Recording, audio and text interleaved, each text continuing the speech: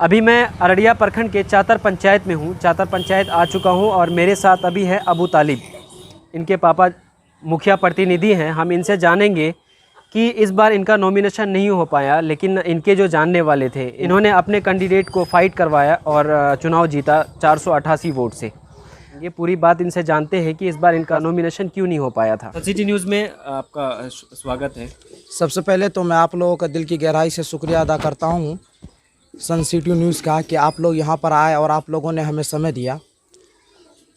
हम लोगों का 2016 में नॉमिनेशन हुआ था, लेकिन अभी हम लोगों का नॉमिनेशन नहीं हुआ।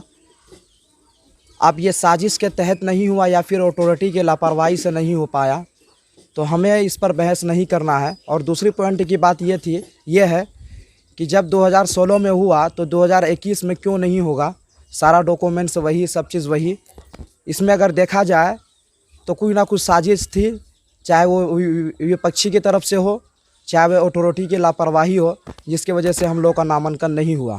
जी तालिब जी, इस बार आप 488 वोट से जीत आपने हासिल की, लेकिन आपके घर में जो पहले मुखिया कैंडिडेट थे अब वो दूसरी जगह पे, लेकिन आपने उनको सपोर्ट किया, तो इसका श्रेय किसे देना चाहते हैं आप? देखिए, 2016 में जब हम लोगों ने नामांकन दिया था, 2016 में चातर की जनता ने, चातर वासियों ने एक उम्मीद की किरण के साथ हमको देखा था और देखने के साथ ही साथ उसको तब्दील भी किया, यहाँ तक कि हम लोग विजय हुए।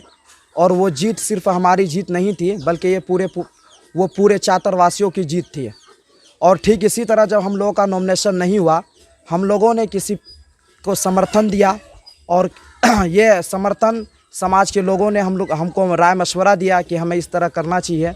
तब हम लोगों ने इस मेथड को अपनाया और किसी को, एक ऐसे शख्स को समर्थन दिया जो 15 साल 20 साल से हमारे रिलेटिव थे, हमारे संपर्क में थे, और हमें लगा कि हम इसको समर्थन देंगे तो हमारे साथ भेदभाव नहीं होगा, तो हमने उनको समर्थन दिया।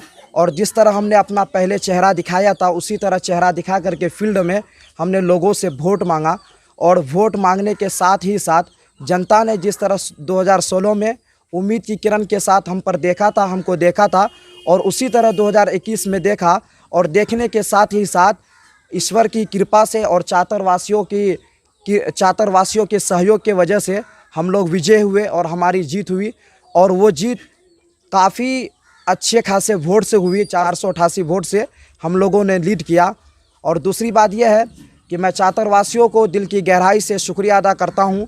अबू तालिब जी, हम ये जानना चाहेंगे अब, क्योंकि आपने 5 साल बिताया पहले, इन 5 सालों में जो काम हुआ वो तो आपने किया, लेकिन आने वाला जो काम होगा अब जो है, विकास कैसे होगा?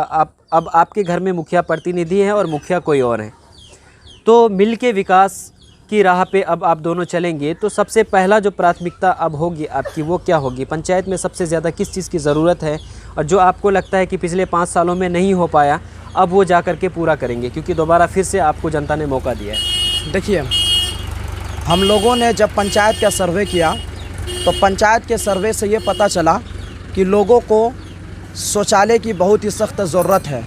तो हम लोगों की प्राथमिकता यही रहेगी, हर घर शौचालय बनाएंगे, ताकि हमारी माँ बेटी बाहर शौच के लिए नहीं जाए और अपनी ज़रूरत को अपने घर में ही पूरी कर लें।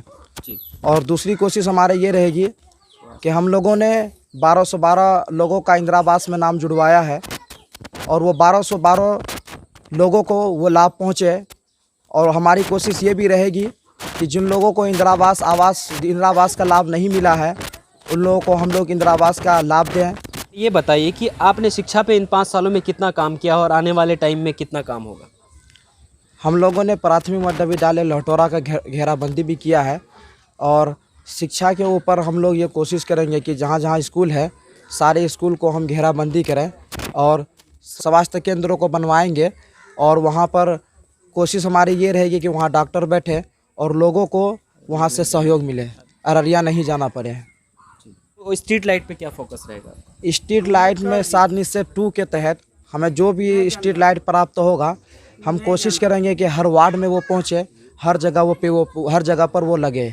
देखिए, 5 साल के अंदर हमें जितना सारा अमाउंट आवंटित हुआ था, लेकिन हम लोग नहीं कर पाए, और इस मर तो हमें सरकार जो पैसे देगी उसको हम जल जमाव में लगाएंगे, नाला निर्माण करेंगे ताकि लोग जल जमाव से बचें, इस तरह की समस्या क्रिएट ना हो। देखिए, चातरवासियों को मैं ये संदेश देना चाहता हूँ कि कैंपेन के दौरान मैं चातरवासियों से ये कहता था कि मैं मुखिया का बेटा तो सिर्फ मुखिया के बेटा नहीं बल्कि आप सबका बेटा हूँ।